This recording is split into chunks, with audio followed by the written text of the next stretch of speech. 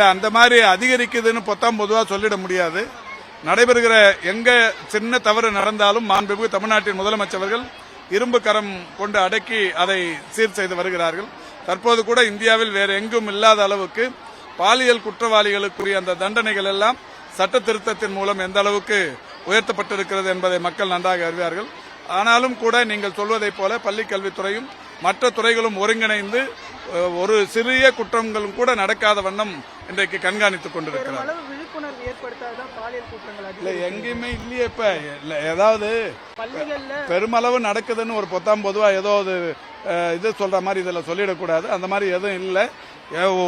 நடைபெற்ற எந்த குற்றமாக இருந்தாலும் உடனடியாக நடவடிக்கை எடுக்கப்பட்டு வருகிறது.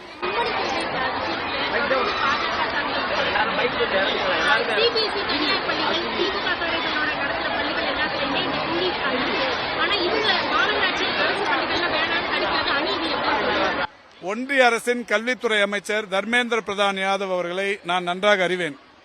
நீட்டு தேர்வுக்காக அவரை நான் நேரடியாக சந்திக்கிற போது அவரே என்னிடத்தில் சொன்னது, நான் சார்ந்திருக்கிற ஒடிசா மாநிலத்து மக்களும் கூட நீட்டை விரும்பவில்லை என்று சொன்னார். அதை அவர் மறுக்க முடியாது. எனவே அந்த மக்களும் விரும்பாத ஒரு நீட்டைத்தான் இந்த அரசு இன்றைக்கு செயல்படுத்திக் கொண்டிருக்கிறது.